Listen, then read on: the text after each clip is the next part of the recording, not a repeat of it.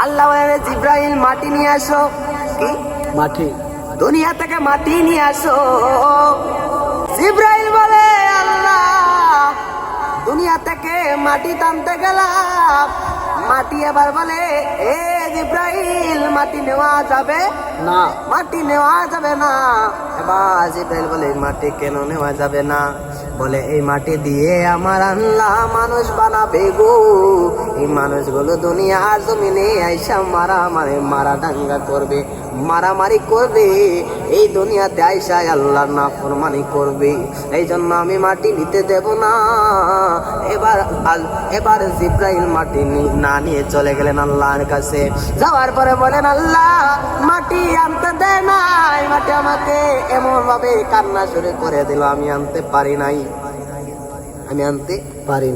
এবার আল্লাহ মিকাইলকে পাঠালেন, মিকাইলও ফিরে আসলেন। একই কথা।